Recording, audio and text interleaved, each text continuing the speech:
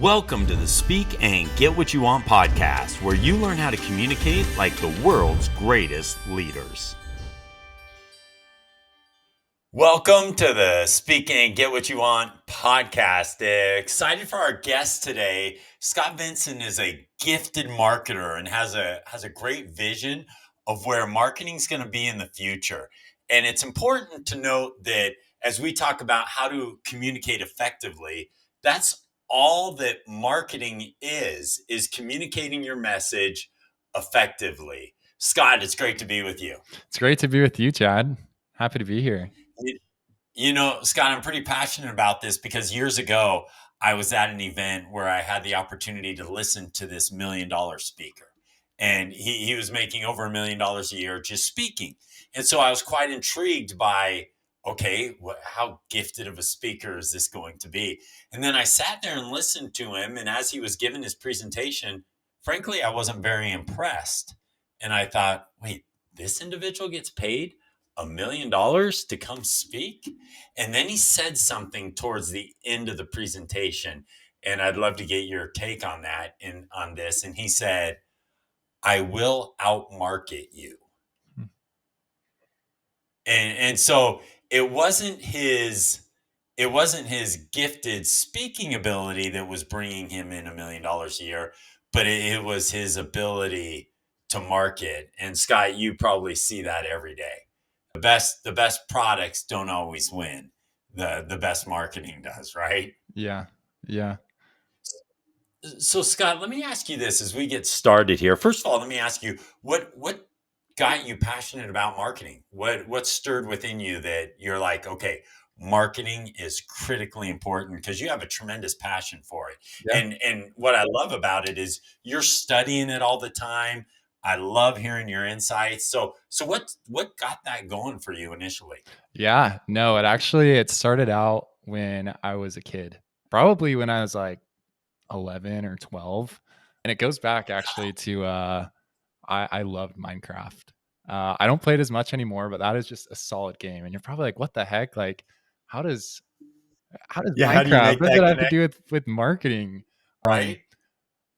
But yeah, me and my cousin, we made a Minecraft server, and I loved creating a community.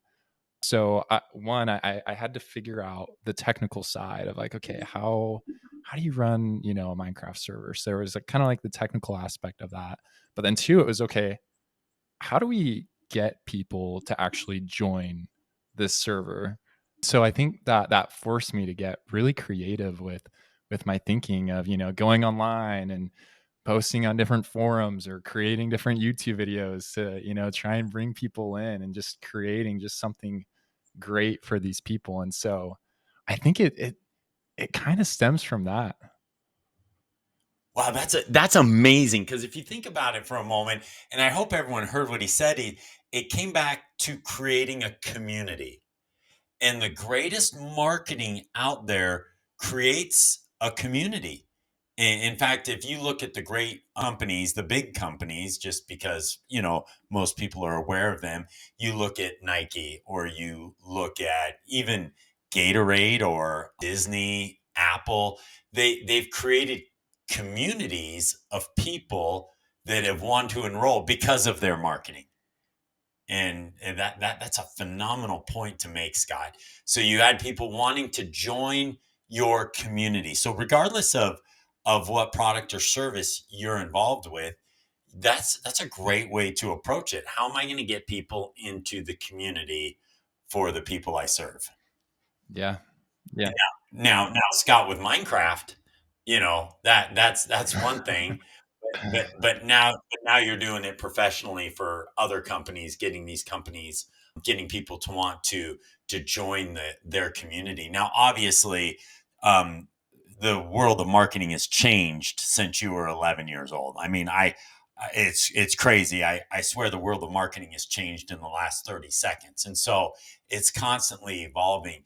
And what do you see the future of marketing? How do you see it impacted, or what things will impact it moving forward? Yeah, no, I think I think there's a lot of change going on with marketing. Like you mentioned, literally every single day there's something new. Obviously, as we all know, AI is one of the biggest things, but specifically for companies, they're getting outside of the box and they're experimenting in really tremendous ways.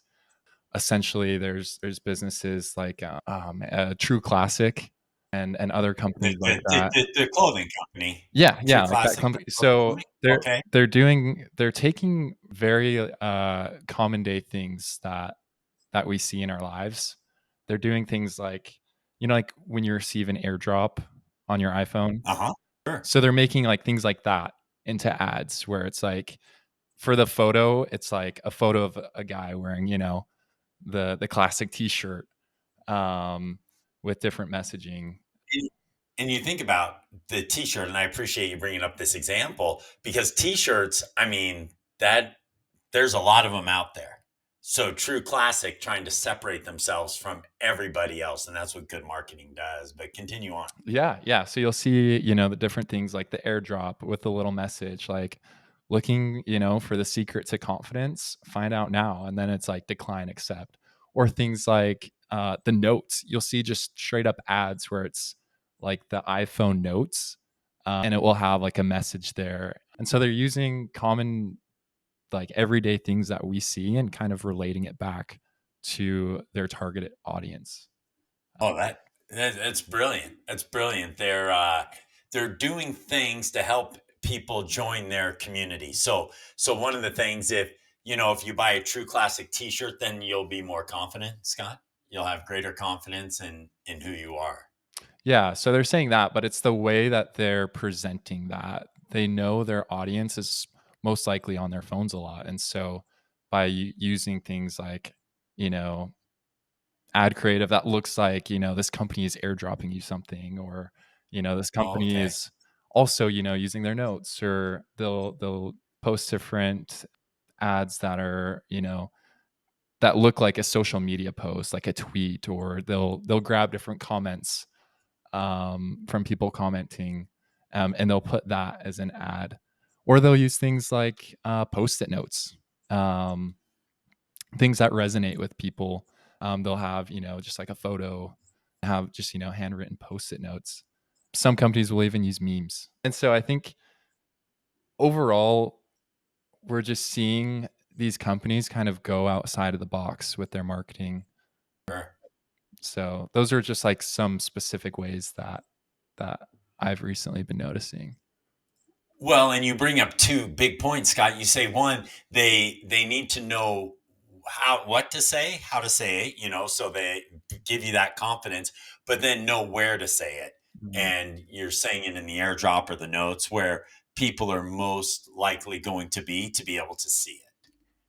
And by the way, from a marketing standpoint, getting in front of people and having your message heard, it's getting increasingly tricky. I'm obviously older than you, Scott, but back in the day, you could put on a television commercial, but now everyone's streaming and everyone's skipping ads and so forth. So you have to be very careful and very strategic in your approach. Now, along these same lines, Scott, let me ask you this question.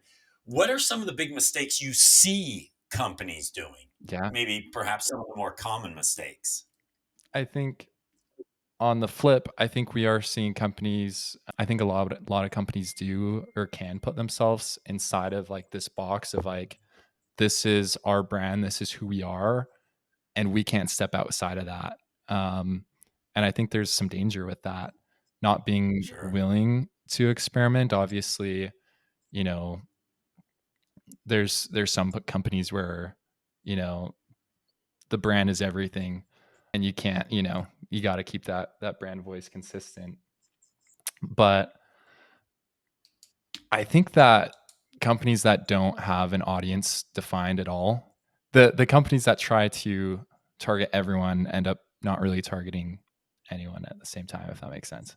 Okay, yeah, that makes perfect sense, and that's huge. If you think about that for a second, so many companies, so many people want to be the Amazon or the Facebook, right? They're like, I want to be like Amazon. Amazon is all things to all people, right? I want to be like Facebook. Facebook's all things to all people. But the reality is, Scott, one of the things, and I so appreciate you bringing this up because one of the realities is that Facebook started very niched, right? Mhm. They started just at Harvard. Amazon just started by selling books. That's it. They were just selling books. And then they went and expanded beyond that. And so I appreciate you bringing that up because one of the big marketing mistakes that I see as well is trying to be all things to all people, like you just said, Scott. And so if we really look back and realize that Amazon didn't start as Amazon, Facebook didn't start as Facebook. You know, it's important to note. In fact, people like simplicity. You know, out. Mhm. I know you're on the East Coast, Scott. More in the Rocky Mountain range, and so I'm in Idaho. So I drive down to Salt Lake City, and I see In and Out Burger, right? And I know you're familiar with In and Out Burger, Yeah. but In and Out Burger, how many items do they have, Scott? Oof. You got your burger, your fries, the milkshakes. I wish we had In-N-Out out here. Yeah, that's Yeah. it though, Scott. That's it. That's all. It's very simple, right? And then I often joke that if Cheesecake Factory would minimize their menu, they would actually increase their profits because you go to Cheesecake Factory and they bring out an encyclopedia for you to look through to find your order there. And so trying to be all things to all people doesn't work. In and Out Burger saying, look, we're going to only do this. And I know recently, if we stay in that food theme, recently, Cane's Chicken is taken off quite a bit over the last several years, and they serve chicken strips and French fries, right? And they make it very simple and been very successful with that. And so, along those lines, Scott, what's another common mistake you see? So that I Yeah. love you bringing up Yeah. that one, trying to be all things to all people. But what else do you see Yeah. that people? Kinda like what we talked about. So I'd say if there were 5 common mistakes that companies would make, I think being vague, and that ties in with what we had just talked about earlier with trying to Right. hit a message that gets everyone. Overcomplicating it. That could be like the Cheesecake Factory menu almost, where there's just so much things on the menu. Okay, so Being wait, let's stop just real quick. Let me stop you there for a second. Okay, Yeah, so Scott, so you said number one, trying to be all things to all people, yeah. and then number two, there being vague. Or they're And overcomplicating it is number 2. yeah, Yeah. overcomplicating it. Number two, unpack that a little bit further. So they overcomplicate it in our messaging. What are we doing? Pretty much like if you think of a Rubik's cube, that's just literally all colors just mixed everywhere. I think some brands can their messaging can sometimes be like that. And so And they're pretty much asking their customers to solve this Rubik's cube. It's like a puzzle.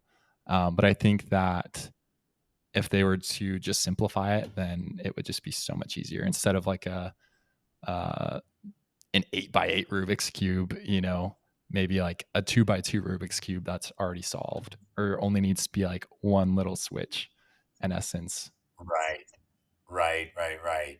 Make it simple for them. Okay, that's number two. They Mhm. overcomplicate things. In fact, we talk about it all the time. TK and I do. People overcomplicate their communications. They're saying too much. They're making people think too much. So overcomplicating it, that's big. Okay, what else would you say? Yeah, another mistake I think that a lot of companies make is they focus so much on the features rather than the outcomes of their product. Mm, Where that's huge. that is big. Yeah, I feel like that's something that is so easy to get caught up with. of, okay, Right. here's all these super shiny features, but at the end of the day, the customers really just care about, the outcome. Like, what are they going to get from it, or how are they going to benefit from this? Right. Right.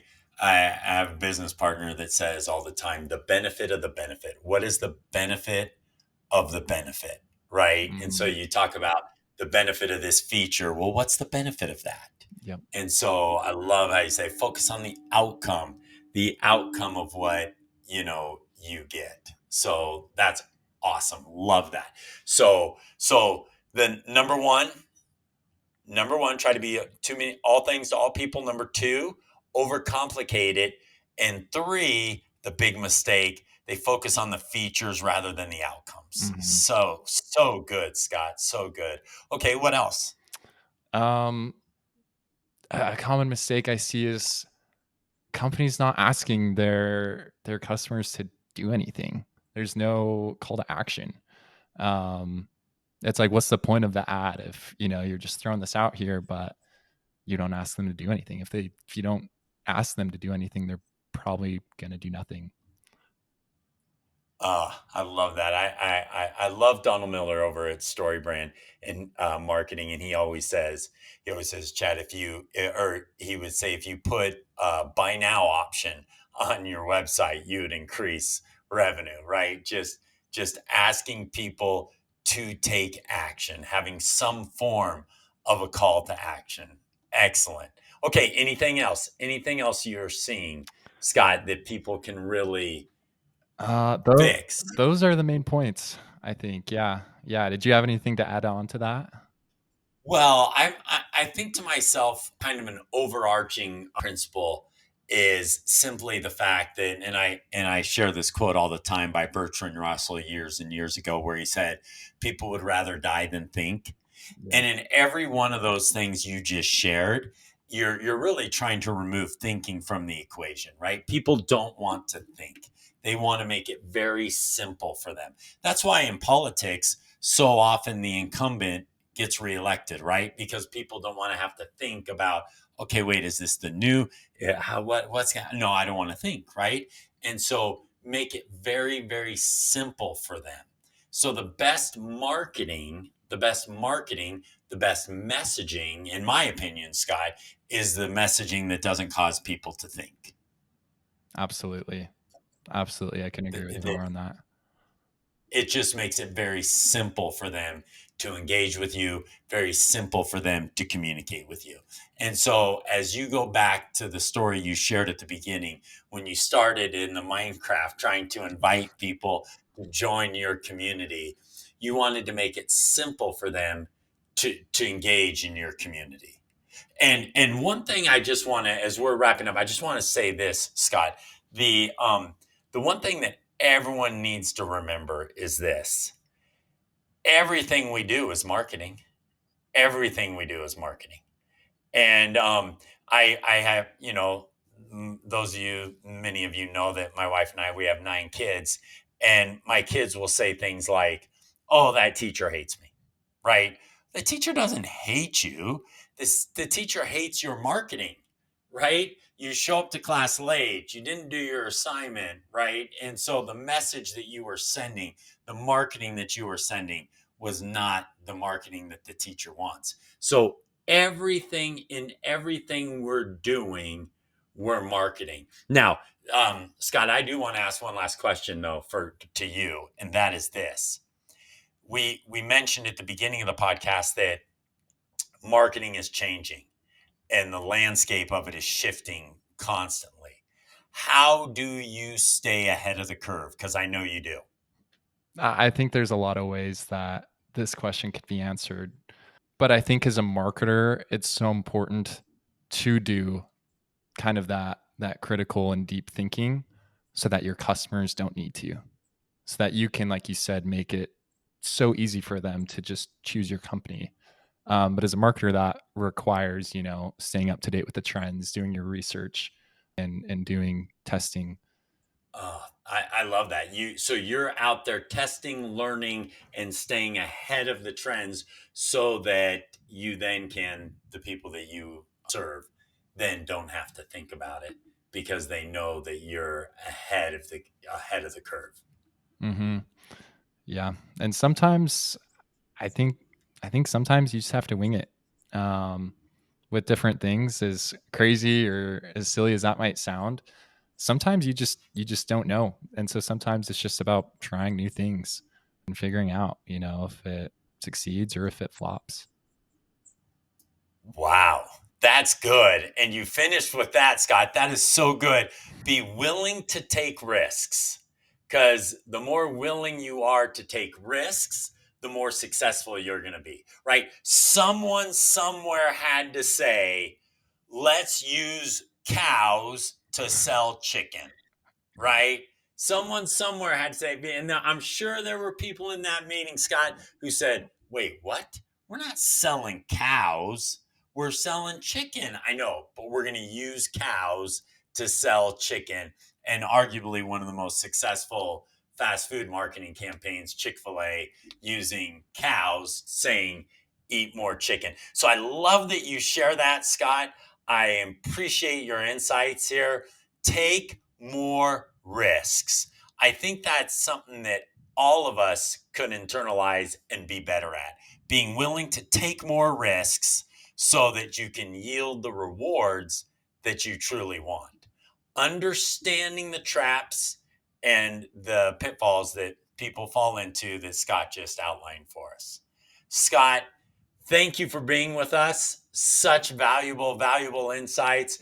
I love that you stay ahead of what's happening in marketing, and this won't be the last time we hear from you. Have an awesome day, Scott, and thanks for being here. Thanks, Chad.